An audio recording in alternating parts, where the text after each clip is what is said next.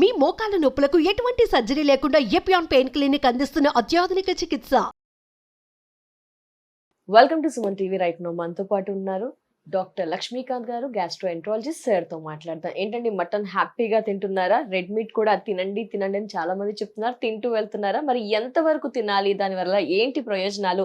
మాంసాహారం తినడం వల్ల బెనిఫిట్స్ ఏనా, ఏమైనా సైడ్ ఎఫెక్ట్స్ ఉంటాయా? ఈ వివరాలన్నీ కూడా తెలుసుకుందాం సార్తో మాట్లాడి. సార్ నమస్తే. సార్, మీట్ తినండి అని చెప్తూ ఉంటారు సార్, అంటే కొంత క్వాంటిటీ వరకే తినాలా? మీట్ వల్ల బెనిఫిట్స్ ఏంటి? తీసుకుంటే కనుక ఏ తీసుకుంటే బెస్ట్ అంటారు? వాటి వల్ల ఫర్దర్ గా లాంగ్ టర్మ్ ఏమైనా ప్రాబ్లమ్స్ వస్తాయా? ఎవరికి ఏంటి సార్ డీటెయిల్స్ ఒకసారి? అంటే జనరల్గా ఏంటంటే రెడ్ మీట్ అవన్నీ కొంచెం అంటే టేస్టీగా ఉంటుందనో అధికంగా తినటం అనేది చాలా చాలా అంటే ఎక్కువ మంది తినేస్తూ ఉంటారు. కానీ యాజ్ హెల్త్ ప్రొఫెషనల్స్ రెడ్ మీట్ని మేము చాలా మందికి అవాయిడ్ చేయమని చెప్తూ ఉంటాం. టోటల్గా అవాయిడ్ చేయండి అనేసి. సడన్ ఏజ్ ఏమైనా ఉంటుందా సార్? అంటే ఏ ఏజ్ అయినా కానీ లిమిటెడ్గా, అది ఒక సైడ్ డిష్ గానో లేకపోతే లిమిటెడ్గా తీసుకోవచ్చు. కానీ ఒక లిమిట్ దాటితే మన హెల్త్కి చాలా హెల్త్ ఇష్యూ వచ్చే ఛాన్స్ ఉంటుంది.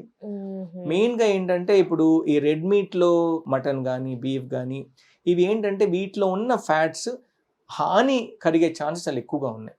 హాని అంటే బేసిక్గా మనం చూసామంటే హార్ట్కి యూజువల్గా ఎర్లీ హార్ట్ అటాక్స్ కానీ, లేకపోతే బ్రెయిన్ స్ట్రోక్స్ కానీ, లేకపోతే కొన్ని ఈవెన్ కొలానిక్ క్యాన్సర్స్ కూడా ఇవి ఎక్కువ తీసుకోవటం వల్ల రావచ్చు. అండ్ కొన్ని స్టడీస్ ఏం చెప్తున్నాయంటే కొంతమందికి లాంగ్ రన్ లో ఎక్కువగా తీసుకున్నప్పుడు డిమెన్షియా కూడా రావచ్చు, మతిమరుపు కూడా రావచ్చు అనేసి. అంటే ఏ విధంగా అన్నప్పుడు ఏంటంటే ఒకటి red meat by it self and దాంతో ఉన్నటువంటి ఫ్యాట్ అవన్నీ కూడా అవి నిదానంగా స్లోగా డిపాజిట్ అవ్వటం మొదలు పెడతాయి. కాబట్టి మన కొరనరీ ఆర్టరీస్ కానీ అథెరోజెనసిస్కి అవి తోడ్పడతాయి అనేసి. అదేవిధంగా డయాబెటీస్లో ఇప్పుడు ఇలాంటి వాటిలో రెడ్ మీట్లో ఉన్న హీమ్ కాంటెంట్ ఏదైతే ఉంటుందో, హీమ్ అంటే హీమోగ్లోబిన్ ప్రొడ్యూస్ చేసే హీమ్ కాంటెంట్ ఏదైతే ఉంటుందో అది కూడా ఇన్సులిన్ రెసిస్టెన్స్ కొంచెం పెంచుతాయి. ఇన్సులిన్ సరిగ్గా పని చేయకుండా ఉండటం వల్ల హెల్ప్ చేస్తుంది. అంటే డయాబెటిక్ వాళ్ళకి కూడా వద్దనే రెడ్ మీట్ కూడా.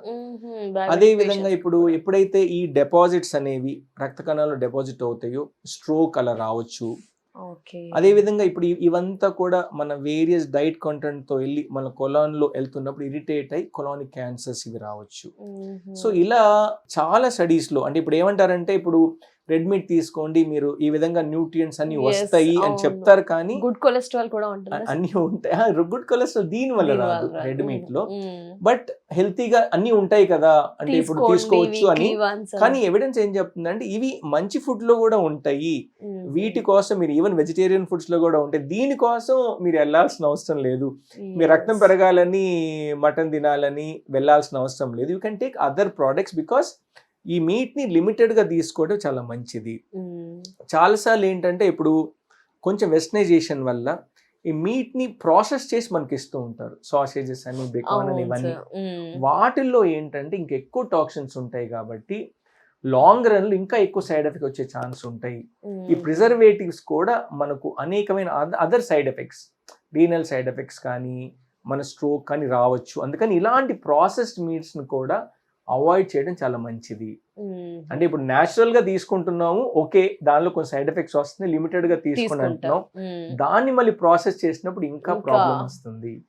సో ఇంకోటి ఏంటంటే దీన్ని మనం చాలాసార్లు మన హీట్ చేసేసి డైరెక్ట్ గా తీసుకుంటూ ఉంటాం, దానివల్ల కొంచెం టాక్సిన్స్ క్రియేట్ అవుతూ ఉంటాయి.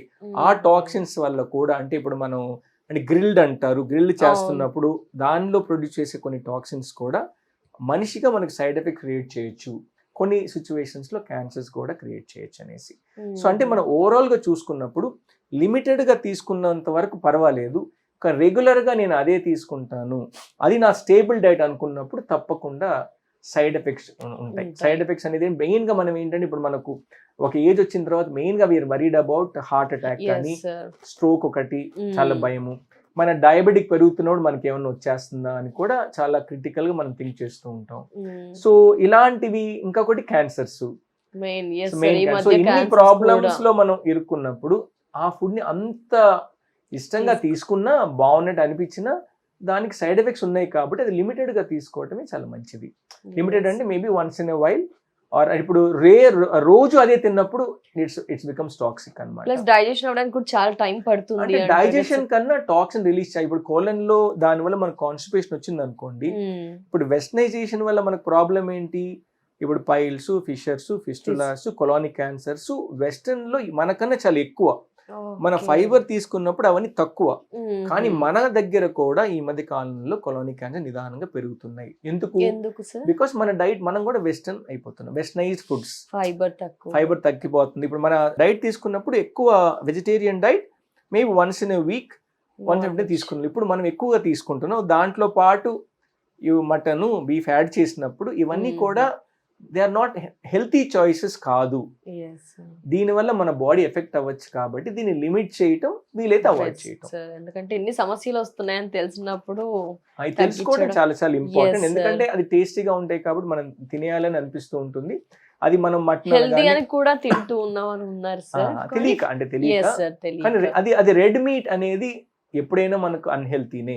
రెడ్ మీట్ అనేది ఎక్కువగా తీసుకోకూడదు, లిమిటెడ్ గా తీసుకుంటే పర్వాలేదు అని మనం అంటే స్టడీస్ చాలా చెప్తున్నాయి. చాలా మంది ఏంటంటే హెల్తీ అంటే ఇప్పుడు మటన్ లో చాలా ఉన్నాయి, హెల్తీగా ఉన్నాయి, కానీ దీన్ని ఆల్టర్నేటివ్ సోర్సెస్ చేసుకోండి.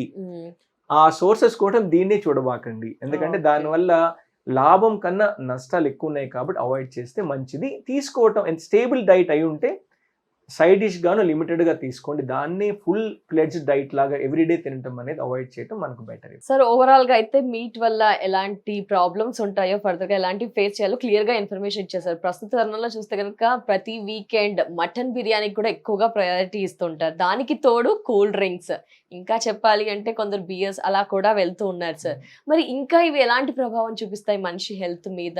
అంటే ఇప్పుడు మీరు చూసారంటే అన్ని షుగరేటెడ్ డ్రింక్స్ లో high amount of sugar and caffeine, ఈ రెండు ఉంటాయి. ఎప్పుడైతే హై కెఫీన్ అయిపోతూ ఉంటుందో అన్నెసరి ఒక అడిక్టివ్ టెండెన్సీ తీసుకొచ్చేస్తూ ఉంటుంది. ఎప్పుడైతే మన షుగర్స్ హై అయిపోతాయో మళ్ళీ మనకు అనేకమైన health issues like diabetes, hyper tension, తర్వాత స్ట్రోక్లు, బ్రెయిన్ స్ట్రోక్లు అన్నీ పెరిగిపోతాయి. ఎందుకంటే హై అమౌంట్ ఆఫ్ షుగర్ తీసుకున్నందుకు చాలా బాగుంటుంది, ఎందుకంటే you feel very strong. So దాంట్లో మనకి కెఫీన్ కూడా ఉంటుంది. So it's like an addiction. So దానివల్ల మళ్ళీ అదే కావాలని అడుగుతుంది, అఫెక్ట్ టెండెన్సీ. సో ఈ హై షుగర్స్ అంటే మన ఈ red meat in combination with high sugars, in combination with caffeine and కొన్నిసార్లు బియర్స్, ఇవన్నీ కూడా అని again also has lot of sugars. These all give you మన బాడీకి అనేకమైన సివియర్ సైడ్ ఎఫెక్ట్స్ ఇస్తాయి.